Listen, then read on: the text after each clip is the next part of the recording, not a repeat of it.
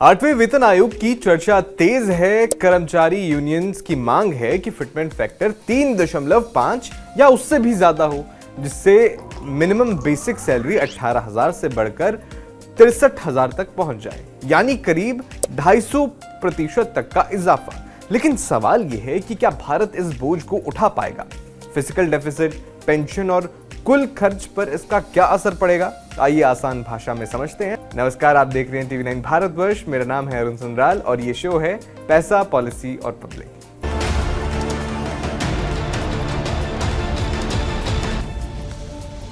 सबसे पहले fitment factor क्या होता है ये समझ लीजिए, अगर आपको नहीं पता है। ये एक साधारण सा मल्टीप्लायर है। ये पुरानी बेसिक सैलरी को नई सैलरी में बदलता है। 7वें पे कमीशन में ये 2.57 था, जिससे मिनिमम बेसिक सैलरी 18,000 बनी। अगर 3.5 फिटमेंट फैक्टर लागू होता है तो न्यूनतम सैलरी 63,000 रुपए बन जाएगी, यानी लगभग 3.5 गुना बढ़ोतरी। डीए यानी महंगाई भत्ता और अन्य भत्ते भी इसी के हिसाब से बढ़ेंगे।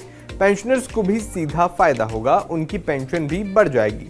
लगभग 50 लाख सक्रिय कर्मचारी और 69 लाख पेंशनर्स इससे प्रभावित होंगे। लेकिन सवाल यह है कि इस बीच यूनियंस क्या मांग कर रही हैं। देखिए, कर्मचारी संगठन 3 से 4 तक का फिटमेंट फैक्टर मांग रहे हैं। उनकी प्रमुख मांगे क्या क्या हैं वो देख लीजिए। बीएमएस का कहना है कि 4 कम से कम होना चाहिए फिटमेंट फैक्टर, जिससे जो बेसिक सैलरी है वो 72,000 हो जाएगी। एक स्टाफ साइड और AIDEF का कहना है कि ये जो है 3.833 होना चाहिए, जिससे 69,000 सैलरी पहुंच जाए बेसिक। और महाराष्ट्र ओल्ड पेंशन ऑर्गेनाइजेशन ने 3.8 बताया है। FNPO के मुताबिक ये 3 से 3.25 के आसपास या 3.25 के आसपास होना चाहिए। AITUC का कहना है कि कम से कम 3 तो होना ही चाहिए। यूनियनों का कहना है कि महंगाई बढ़ रही है और 10 साल में एक बार मिलने वाला ये मौका है, इसलिए ज्यादा बढ़ोतरी होनी चाहिए। ये कर्मचारियों और कर्मचारी संगठन की मांग है। लेकिन असल सवाल ये बनता है कि क्या सरकार इतना कर पाएगी? सरकार पर कितना बोझ पड़ेगा? एक्सपर्ट्स के मुताबिक 3.5 फिटमेंट फैक्टर बहुत बड़ा फिजिकल इवेंट होगा। 2026-27 में सरकार का फिजिकल डेफिसिट पहले से 4.3% GDP पर टारगेटेड है, यानी GDP जो भारत की GDP है उसका 4.3%। ब्याज भुगतान ही कुल खर्च का 1/4 से ज्यादा है। इससे सैलरी और पेंशन खर्च बहुत ज्यादा बढ़ जाएगा।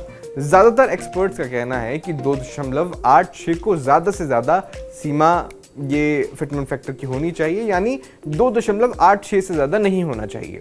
लेकिन यूनियंस की बात मानने के लिए और 3.5 का फिटमेंट फैक्टर लागू करने के लिए सरकार को काफी ज्यादा फिजिकल हेडरूम चाहिए।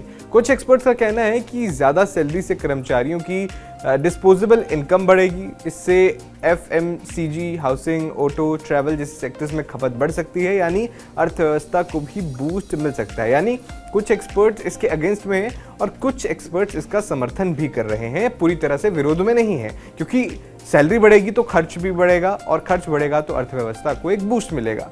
आप में से बहुत सारे लोग जानते ही होंगे कि पे कमीशन जो है वो हर 10 साल में आता है। 7वां पे कमीशन 2016 में लागू हुआ था और 8वां पे कमीशन अब इसकी तैयारी चल रही है। अभी तक रिस्पांस सबमिट करने की आखिरी तारीख 15 जून 2026 तक बढ़ा दी गई है। सरकार को कर्मचारियों की मांग, महंगाई और देश की आर्थिक स्थिति का बैलेंस रखना होगा।